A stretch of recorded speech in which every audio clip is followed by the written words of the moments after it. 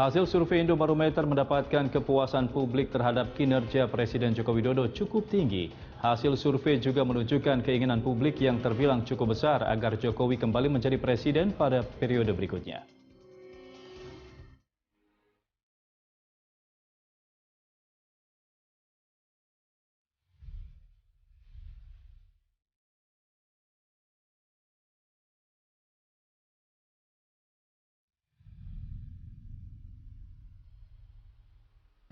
Hasil survei Indobarometer menunjukkan 57,8% masyarakat ingin Jokowi melanjutkan kepemimpinannya di periode kedua mendatang. Hanya 26,7% yang menolak dan 15,5% belum menentukan pilihan. Secara umum, angka psikologis bagi seorang petahana bisa melenggang di periode selanjutnya harus mengantongi elektabilitas di atas 50%. Jika di bawah itu, sangat riskan dikalahkan kandidat lain. Survei tersebut dilakukan melalui wawancara tatap muka secara langsung menggunakan kuesioner pada 4 hingga 14 Maret 2017 dengan 1.200 responden di 34 provinsi. Dalam survei itu, tingkat kepuasan terhadap Jokowi mencapai 66,4%, sedangkan yang tidak puas 32% dan yang tidak menjawab 1,6%. Publik yang tidak puas mayoritas merupakan pemilih Prabowo Subianto sebanyak 90%. Meski angka kepuasan masyarakat cukup baik, bukan berarti Presiden Jokowi boleh berbangga. Jokowi harus mampu meningkatkan tingkat kepuasannya hingga 80% dalam sisa masa pemerintahannya agar kemenangan di 2019 bisa diraih dengan mudah. Artinya, dalam waktu yang tersisa 2 tahun ke depan, Presiden Jokowi masih harus mengejar sebanyak 14%. Jika dibagi 2 tahun, maka tiap tahunnya harus naik 7%. Sejauh ini program Jokowi JK yang dianggap berhasil diantaranya yakni program pembangunan yang meningkat 17,6%. Pelayanan pendidikan lebih baik 10,1%, Kartu Indonesia Sehat 7,0%. Sedangkan pekerjaan rumah yang mesti diselesaikan Jokowi JK di sisa masa pemerintahannya diantaranya dianggap sebagai pemimpin boneka 13,1%, harga kebutuhan pokok belum stabil 11,7%, dan pelayanan kesehatan yang buruk 7,9%. Yang mereka yang tidak memilih Jokowi ini kan mereka melihat bahwa Jokowi ini masih gagal. Ada beberapa poin.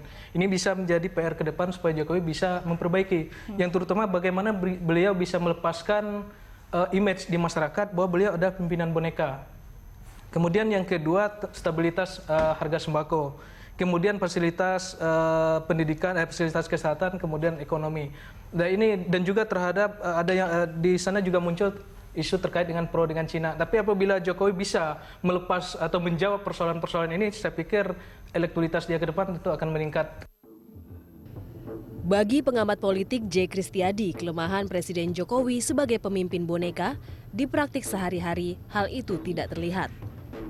Hanya saja masyarakat kerap kali punya penilaian tersendiri terkait hal itu. Karena sebetulnya image ketergantungan Pak Jokowi terhadap partai dan terhadap Mbak Mega juga sudah tidak begitu menyolok lagi kan, dan Mbak Mega juga mengambil jarak sehingga seakan-akan janganlah kemudian seakan-akan Pak Jokowi itu cuma anak asuhannya ya, itu tidak, tapi mungkin sekali publik mempunyai betul-betul mempunyai persepsi yang berbeda karena tadi runtang-runtung kemana-mana gitu-gitu, dan memang Ibu Mega kan seakan-akan sangat keibuan, sangat keibuan, perilakunya juga sangat itu mungkin bisa dimengerti itu. Dari survei itu, yang menarik dicermati adalah menguatnya elektabilitas Joko Widodo sebagai presiden pilihan masyarakat jika Pilpres digelar hari itu. Nama-nama calon presiden yang disebut publik paling dominan yakni Joko Widodo sebesar 31,3%, disusul Ketua Umum Partai Gerindra Prabowo Subianto dengan 9,8%, dan ketiga Gubernur DKI Jakarta petahana Basuki Cahayapurnama alias Ahok 8,3%. Sementara itu hasil simulasi jika pemilu presiden digelar hari ini dengan 18 nama calon hasilnya pun tidak berbeda. Lagi-lagi nama Jokowi paling banyak dipilih masyarakat sebanyak 45,6%. Posisi kedua dan ketiga diduduki Prabowo Subianto 9,8% dan Basuki Cahayapurnama alias Ahok 8,7%. Lalu saat dikerucutkan menjadi 14 nama, hasil simulasi menunjukkan elektabilitas Jokowi mencapai 49%. Sementara pesaingnya di Pilpres 2014 lalu, Prabowo Subianto hanya mendapat 13,9%.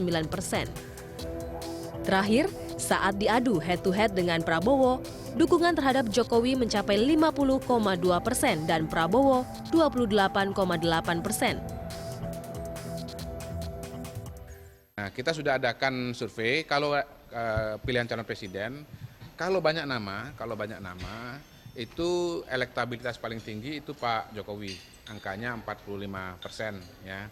Kemudian kedua itu Pak Prabowo sekitar 9,8, lalu menarik di bawahnya itu ada kepala-kepala daerah lah. Itu mulai muncul nama-namanya, ada Ahok, ada nama Ridwan Kamil. Bagi partai pendukung, khususnya Golkar, survei itu menjadi modal yang baik bagi Presiden Jokowi untuk meningkatkan kinerjanya di sisa masa pemerintahannya. Hal itu penting untuk meningkatkan elektabilitas. Tingkat kepuasan rakyat terhadap kinerja beliau tinggi, 67,2%. Ini modalitas politik bagi Pak Jokowi. Saya harap Pak Jokowi mampu memelihara dan bahkan meningkatkan modalitas politik yang sudah ada ini sehingga tingkat keterpilihannya semakin tinggi. Di sisi lain, ada persoalan yang dihadapi oleh pemerintahan Jokowi JK, yakni terkait konsolidasi kekuatan. Hal itu terjadi karena beberapa faktor, mulai dari kepentingan partai pendukung hingga peraturan pemerintah yang tumpang tindih. Yang paling mudah menurut saya memang alasan-alasan pertama kemungkinan juga karena memang ada artinya interest daripada partai ya yang harus dijadikan kebijakan publik. Tapi menurut saya juga yang juga bisa menjadikan ini kinerja pemerintahan itu belum bisa mesinnya bekerja karena masih begitu banyak peraturan perundangan ya yang masih tumpang tindih, yang masih belum dijabarkan. Meski Pilpres baru akan digelar 2 tahun ke depan, namun 3 parpol besar telah menyatakan dukungan resmi mendukung Joko Widodo sebagai Capres 2019. Golkar menjadi partai pertama yang mengusung Jokowi, disusul Hanura dan Nasdem. Kesepakatan Golkar yang dilakukan jauh-jauh hari sebelum suksesi Pilpres memang bertujuan memastikan langkah Jokowi semakin matang di 2019. Golkar berharap dukungan itu diikuti oleh partai-partai lainnya yang setuju Jokowi menjadi presiden di 2019 nanti. Dalam kesempatan lain, Ketua Partai Nasdem Surya Paloh juga mengumumkan Nasdem tetap mendukung Jokowi pada 2019.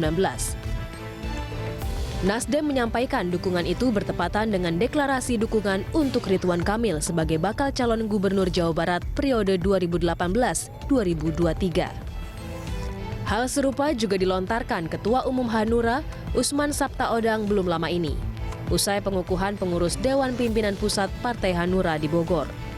Usman menegaskan Hanura di bawah kepemimpinannya akan tetap mengikuti garis-garis yang telah ditetapkan Wiranto, termasuk soal pencalonan Presiden Jokowi pada Pilpres 2019. Sementara PDI Perjuangan sebagai partai pengusung utama Jokowi di Pilpres 2014 terkesan masih adem ayem. Meskipun begitu, partai besutan Megawati Soekarno Putri itu merespons positif hasil survei yang dirilis Indobarometer. Survei menunjukkan sebagian besar publik menginginkan mantan gubernur DKI itu kembali maju sebagai presiden periode 2019-2024. Saya rasa rakyat sudah bisa merasakan dan melihat, dan rakyat percaya Pak Jokowi membawa Indonesia ke jalan yang benar, ke jalan yang tepat. Kepercayaan rakyat itu sangat tinggi. Sejauh ini, arah dukungan partai-partai lain yang ada di luar pemerintah belum menunjukkan siapa calon yang mereka dukung dan majukan sebagai calon presiden mendatang.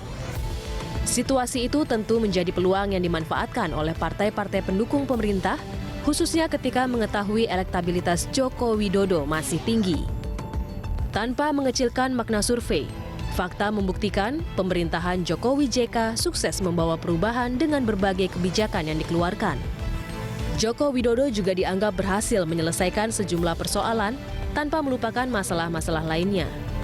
Oleh karena itu, di sisa waktu yang ada, Presiden Jokowi harus menetapkan kebijakan strategis untuk menyelesaikan persoalan-persoalan yang tersisa. Tim Liputan Berita 1.